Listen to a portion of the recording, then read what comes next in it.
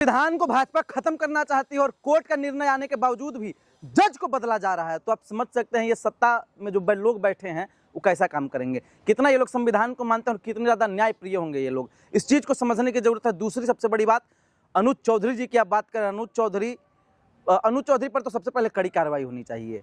Court ने आदेश दिया है, इस पर कोई किंतु परंतु नहीं होना चाहिए, कड़ी कार्रवाई होनी चाहिए और मैं तो कहूँगा उनको जेल भी होनी चाहिए। आप देखिए, अनुज चौधरी एक बड़े अधिकारी के रूप में आए थे, लोगों को उम्मीदें थी उनसे कि आदमी कुछ बड़ा करेगा, उत्तर प्रदेश के लिए बहुत अच्छा काम करेगा, लेकिन संभल के सीईओ रहते हुए मुझे आज भी वो दिन याद है, 2025 में रमजान का पाक महीना चल रहा था और ये आदमी, होली आने वाली थी और ये आदमी बार बार कह रहा था कि मस्जिदों को ढक देनी चाहिए। आप बताइए कहाँ जा रहा है देश? ये देश गंगा जमुना तहजीब को मानने वाला देश है, हिंदू मुस्लिम एकता पर विश्वास करने वाला देश है। बात को भी तो सुनेंगे ना आप? क्या बात को सुने उनकी? नहीं है, पत्थरबाजों का समर्थन करेंगे आप? असली पत्थरबाज भाजपा के लोग हैं। पिछले साल ही झारखंड में भारतीय जनता पार्टी का बैनर लिए हुए लोगों ने पत्थर चलाया था पुलिस पर, और लेकिन मीडिया ने इस चीज को क्यों नहीं दिखाया? क्योंकि वहां पे हेमंत सोरेन की सरकार है, एक आदिवासी समाज का आदमी मुख्यमंत्री है, मीडिया इस चीज को बर्दाश्त नहीं कर पा रही है। तो अनुज चौधरी की जान नहीं है, उसका परिवार नहीं? अरे अनुज चौधरी दुष्ट आदमी है, पापी आदमी है, नीच आदमी है, घुसखोर आदमी है, लतखोर आदमी है। आप बताइए, अनुज चौधरी गरीब मुसलमान को गोली मार दिया, आप कह रहे हैं कि बहुत अच्छा किया। अरे वो पत्थरबाज था सर। अरे पत्थरबाज का सर्टिफिकेट कौन देगा? कोर्ट कह रही है ना कि नहीं। अच्छा, सारा विवाद किस चीज पे हुआ था? सीधी सी बात, लोग कह रहे हैं कि सर्वे हो रहा था, सर्वे हो रहा था ना। सीधा सीधा कहना था लोगों का कि इसके नीचे शिवलिंग है, मंदिर है यहाँ पे, लोगों का कहना था। लेकिन जब सर्वे की रिपोर्ट आई, जब रिजल्ट आया, तो वो जगह मस्जिद निकली। इसका मतलब क्या है कि उत्तर प्रदेश में जो भाजपा की सरकार है वो मुसलमानों को परेशान करना चाहती है, लेकिन देश का मुसलमान इस चीज को समझ नहीं पा रहा है। अब भी इस चीज को नहीं समझ पा रहा है। आप हिंदू हो के अनुज चौधरी का जो है दरअसल विरोध कर रहे हैं? अरे अनुज चौधरी जैसे हिंदू हमको नहीं चाहिए, वो लोग पाखंडी हैं। अगर इतना बड़ा सनातनी अनुज चौधरी हो रहा है तो शंकराचार्य के अपमान पे क्यों नहीं कुछ बोलता है? इतना बड़ा सनातनी अनुज चौधरी हो रहा है तो उत्तर प्रदेश में मणिकर्णिका घाट को तोड़ा जाता है, क्यों नहीं कुछ बोलता है? इतना बड़ा सनातनी अनुज चौधरी हो रहा है तो बनारस के सांसद नरेंद्र मोदी हनुमान जी की पतंग उड़ाता है, क्यों नहीं कुछ बोलता है? जवाब दे, नहीं देगा इस पे कोई भी जवाब। अनुज चौधरी कह रहे हैं कि मैं भर्ती ही जान देने के लिए थोड़ी ना हुआ हूँ। अरे तो आप घर में बैठिए ना, चूड़ी पहन लीजिए, लिपस्टिक लगा लीजिए और चुपचाप बैठिए। आपको कौन कह रहा है जान देने के लिए? आप जान मत दीजिए, आप आराम कीजिए, घर पे एसी में बैठिए और चुपचाप कहिए कि वो देश की पॉलिटिक्स ने बर्बाद कर दिया, मुसलमान पत्थरबाज होता है। बोलिए बैठ के, आपको मना कौन किया है? तो जज संभल का ट्रांसफर का क्या मकसद निकाला जाए, मतलब क्या निकाला जाए? देखिए, जज, सीधी बात, जज का जो ट्रांसफर किया गया, ये लोग जो है न अखबार को मानते हैं सही से, न मीडिया को मानते हैं, न देश हित में काम करना जानते हैं, न संविधान को मानते हैं ये लोग। कई बार भाजपा के नेताओं के मुंह से सुना है कि संविधान खत्म कर देंगे और इसी की ओर ये लोग कदम बढ़ा दिए हैं। ये पहला कदम है संविधान को खत्म करने की। हमारे देश का संविधान कहता है, न्यायपालिका कहती है कि लाख बेगुनाह भले छूट जाए लेकिन किसी निर्दोष को सजा नहीं होनी चाहिए। और एक निर्दोष को मार दिया जा रहा है यहाँ गोली चला करके और उसके अपराधी का तबादला करके उसको बचाया जा रहा है। तो ये सरकार कहाँ जा रही है? सवाल है सरकार से। लेकिन सर, योगी पुलिस काम भी तो अच्छा कर रही है ना, वो काम क्यों नहीं दिखा? आप 5 काम बता दीजिए योगी आदित्यनाथ के बढ़िया काम, योगी पुलिस के बता दीजिए। को खत्म किया उन्होंने, आज थर-थर। ब्रजेश सिंह चाचा है आपका, कुडीन भैया सिरप, कप सिरप वाला कौन है? चाचा है आपका, बताइए। और अतीक भैया कौन है आपके? अरे महाराज, बेहुदा आदमी, नीच आदमी, पापी आदमी, निष्ठुर आदमी, दलाल आदमी, घुसखोर आदमी, उत्तर प्रदेश की पुलिस का दलाली करने वाला आदमी, योगी आदित्यनाथ का चमचा, ब्रजेश पाठक का दलाल। तुमको लाज शर्म नाम का कोई चीज है कि नहीं है तुम्हारे अंदर? अतीक अहमद के बारे में बात करो, सुनो पहले सुनो। अतीक अहमद पुलिस हिरासत में था कि नहीं था? जवाब दो। हाँ बिल्कुल था। जोर से बोलो। था ना पुलिस हिरासत में? अतीक अहमद पुलिस हिरासत में था, उसके अपराध का मैं 1% समर्थन नहीं करता, लेकिन अतीक अहमद को गोली मारने वाला कौन था?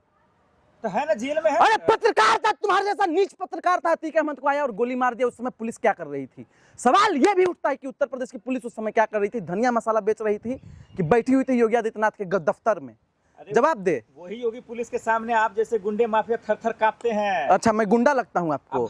मैं गुंडा लगता हूँ आपको? मैं गुंडा लगता हूँ? योगी जी को योगी नहीं, कैमरा हट जाए 2 मिनट में अपनी गुंडा इस पत्रकार को मैं दिखा दूंगा। खुला कह रहा हूँ, खुला। ये करने की इजाजत मुझे भारत का संविधान देता है। तो गुंडाई करने के लिए नहीं दिया ना? गुंडाई नहीं दे, फिर वही बात। आप पत्थरबाजों का समर्थन कर रहे हैं। पत्थरबाज कहाँ से? कौन कह रहा है कि पत्थर चलाता है? जो पत्थर चला वो सही था। देखिए, लगातार मुसलमानों को बदनाम करने की एक कवायद छिड़ गई है और ये पत्रकार भी वही काम कर रहा है, मुसलमानों को बदनाम कर रहा है। मैं कहना चाहूंगा देश के तमाम मुसलमानों से कि ऐसे लोगों से घबराना नहीं है, डरना नहीं है और थोड़ा भी चिंतित नहीं होना है। मैं फिर से वही बात बोल रहा हूँ, अनु चौधरी को गिरफ्तार करो। 6 नौजवानों को मार दिया गया। हिंदू मुसलमान की बात अलग है, 6 नौजवानों को मार दिया गया और नौजवान भारत की रीढ़ की हड्डी है। इस पे आप बात कीजिए। नौजवान ये अनु चौधरी नहीं है, उसका परिवार नहीं है। अनु चौधरी पापी आदमी है, वो घूस भी लेता होगा, उसकी जांच होनी चाहिए। मैं कहूंगा इसकी सीबीआई जांच हो। वो आदमी घूस भी लेता होगा अपने टेबल पे। तो गिरफ्तार हो जाएगा अनु चौधरी तो इंसाफ मिल जाएगा। गिरफ्तार क्या, उसको सजा होनी चाहिए। मैं सीधा कह रहा हूँ, फांसी से कम की सजा नहीं होनी चाहिए अनु चौधरी को। तब और क्या। योगी सिस्टम से आपको इतनी नफरत क्यों हो रही है? योगी सिस्टम से इसलिए इतनी नफरत हो रही है क्योंकि उस योगी सिस्टम का ये कहना है कि विकास दुबे 4 बार गाड़ी पलटे थे। उसके अपराध का भी मैं समर्थन नहीं कर रहा है, लेकिन विकास दुबे 4 बार गाड़ी पलट दिए और ब्रजभूषण शरण सिंह अच्छे आदमी हैं। ये बेईमानी है कि नहीं है? मोदी से विकास दुबे 4 बार गाड़ी पलट दिए और उसके बाद आपका ये नेता ब्रजेश ठाकुर अच्छा आदमी है, कोडिन भैया। बेईमानी है कि नहीं है? विकास दुबे 4 बार गाड़ी पलटे, लेकिन धनंजय सिंह ईमानदार आदमी है। ये बेईमानी है कि नहीं है? सोनू सिंह, मोनू सिंह, स्वयं योगी आदित्यनाथ अपने ऊपर का FIR हटवाए हैं।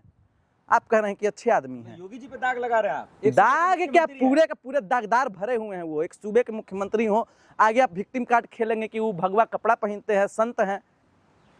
तो इसका भी जवाब सुनिए। रावण भी आया था तो भगवा कपड़ा पहन के ही आया था माता सीता का हरण करने के टाइम। ये भाजपाई भी इसीलिए भगवा धारण करते हैं क्योंकि ये लोग भी दुष्ट, पापी, नीच, घमंडी और पाखंडी हैं। बोल के आप जो राम को लाए हैं, यूपी वाले उन्हीं को ला रहे हैं। बेटा कभी बाप को ला सकता है कि बाप बेटा को लाएगा? क्या पापी आदमी है? तो मोदी है। मोदी पापा है आपके? मान रहा है ना पूरा देश, भगवान। देश नहीं मान रहा है, पत्रकार मान रहा है। देश नहीं मान रहा है, ये पत्रकार के पापा होंगे मोदी। योगी जी फिर आएंगे उत्तर प्रदेश में। अरे आप लाएंगे, हम नहीं लाएंगे क्योंकि आप नीच हैं, धूर्त हैं, पापी हैं, निष्ठुर हैं। आप सनातन विरोधी आदमी हैं, आपको सनातन धर्म से प्रेम नहीं है। शंकराचार्य जी सड़कों पे है ना, देख रहे हैं ना योगी जी। शंकराचार्य जी हैं, मैं भी हूँ। शंकराचार्य जी का स्वागत करता हूँ, उनको सैल्यूट करता हूँ शंकराचार्य जी को। शंकराचार्य बहुत अच्छा काम कर रहे हैं। क्या हो रहा है? हाँ, शंकराचार्य जी के साथ क्या हो रहा है? योगी से दुश्मनी करने का देख रहे हैं आप? कोई दुश्मनी नहीं, इन लोगों से मित्रता करनी भी नहीं चाहिए। ये लोग नीच लोग हैं। शंकराचार्य जी आप ठीक कर रहे हैं, आपकी स्टैंड के साथ मैं भी हूँ। धर्म के खिलाफ है शंकराचार्य जी। धर्म के साथ है, धर्म के साथ है शंकराचार्य जी। शंकराचार्य जी धर्म के साथ हैं, धर्म के साथ हैं। आप लोगों के लिए होगा धर्मो धर्म धीरेन्द्र शास्त्री, हमारे लिए धर्मो धर्म रक्षिता है। हम लोग धर्म की रक्षा के लिए बने हैं। शंकराचार्य जी ने। अरे योगी योगी योगी योगी योगी कौन है? योगी कहाँ का योगी? योगी जी बोलिए, संत है वो, महंत है वो। अरे आप बोलिए महंत, उनको हम क्यों बोलेंगे? जो रो दिया सदन में वो महंत होगा, हमारा मुख्यमंत्री होगा। तो परिवार है ना यूपी उनका, तो रोएंगे वही ना। परिवार? अरे भाई साहब, न बाल न बच्चा, नींद पड़े, अच्छा परिवार हो गया उनका। मोदी जी का भी परिवार हो सकता है। आप होंगे मोदी जी के परिवार, आपके चाचा लगते हैं मोदी जी, फूफा लगते हैं कि क्या लगते हैं बताइए? मैं नहीं हूँ मोदी जी का परिवार। अगर मैं मोदी का परिवार हूँ, अगर मैं मोदी का परिवार हूँ तो मेरे कॉलेज की फीस इतनी ज्यादा क्यों है? मोदी जी आप जवाब दीजिए। अगर मैं मोदी का परिवार हूँ तो देश में हमारी तमाम बहनों के साथ दुर्व्यवहार हो रहा है, मारपीट हो रही है और उनके साथ हिंसात्मक प्रतिक्रिया अपनाई जा रही है। आप बताइए कब इस पे एक्शन लेंगे? अगर मोदी का परिवार पूरा देश है तो बुजुर्गों का पेंशन क्यों नहीं मोदी जी बढ़ा रहे हैं? जवाब देना चाहिए मोदी जी को। और अगर ये पूरा का पूरा देश मोदी जी का परिवार है तो महंगाई से क्यों त्रस्त किए हुए हैं? मोदी जी को जवाब देना चाहिए। लेकिन इसका जवाब नहीं देंगे, अपने चमचों को भेज देंगे माइक पकड़ा करके और यहाँ आ जाएंगे लोग सवाल करने के लिए। रामभद्राचार्य तो कह रहे हैं कि शंकराचार्य जी पे आंख से अंधा नाम नयन सुख, आंख से अंधा नाम नयन सुख। गजब हाल है। मैं किसी के फिजिकल डिसेबिलिटी का मजाक नहीं उड़ाता, मैंने किसी का नाम भी नहीं लिया है, लेकिन जो आदमी, चलिए मैं कुछ बोलूंगा भी नहीं रामभद्राचार्य जी के बारे में। उनकी आंखें नहीं है तो शायद नहीं देख पा रहे हैं, लेकिन हमारे देश का तमाम हिंदू समाज, उसकी तो आंखें खुली हुई है। वो क्या कर रहा है? शंकराचार्य जी का अपमान हो रहा है, ये कह रहा है। शंकराचार्य जी का पूरा पूरा अपमान हो रहा है। देखिए, जितना इस देश को और जितना सनातन धर्म को मुगलों ने और अंग्रेज ने बर्बाद नहीं किया, उससे ज्यादा RSS ने बर्बाद किया है। ये लोग लगातार सनातन धर्म को खराब करने का काम कर रहे हैं, अपमानित करने का काम कर रहे हैं और देश का सनातनी चुप है। अगर मैं पूछना चाहूंगा तमाम हिंदुओं से, अगर योगी आदित्यनाथ की जगह कोई अब्दुल नाथ होता तो भी आप लोग चुप रहते हैं? तुरंत निकल गए होते हाथ में तलवार लेकर, पिंकी भैया से खरीद करके बांट रहा था ना फ्री में आपको तलवार, उससे लेके निकल गए होते और आ जाते सड़क पे। लेकिन ये बाबा है तो आप लोग कुछ नहीं बोल रहे हैं। संभल का ट्रांसफर ये बताता है कि योगी जी की सरकार तानाशाही कर रही है, ये कह रहा है। पूरी की पूरी तानाशाही कर रही है। संविधान को इन लोगों ने खत्म करने का काम किया है, लगातार देश का बेड़ा गर्क करने का काम कर रहे हैं। उत्तर प्रदेश में अपराध चरम सीमा पे है, भ्रष्टाचार चरम सीमा पे है और देश में पत्रकारों को भी पकड़ के मारा जा रहा है। उसमें शायद आप लोग भी कोई एक हो सकते हैं, ज्यादा चमचागिरी कर रहे हैं क्योंकि सरकार की। और दूसरी सबसे बड़ी चीज इस देश में, और संभल वाले मामले पे मेरा स्टैंड अब भी बिल्कुल क्लियर है। आपने सर्वे कराया, जांच कराई और वो मस्जिद थी और मस्जिद निकली। और जो 6 नौजवान मारे गए उनको मुआवजा योगी सरकार देगी कि नहीं देगी, और उनसे माफ़ी मांगेगी कि नहीं मांगेगी, ये सबसे बड़ा सवाल है। और जो भी मुसलमान भाई चिंतित हो रहे हैं और मुझे देख रहे हैं, मैं उनको कहना चाहूँगा सीधा सीधा कि आपको घबराने की ज़रूरत नहीं है, मितेश पांडे आपके साथ है। और एक बात फिर से मैं बोलूँगा कि मुसलमानों मत घबराओ, मुसलमानों मत घबराओ, खुदा की शान बाकी है, अभी इस्लाम जिंदा है, अभी कुरान बाकी है।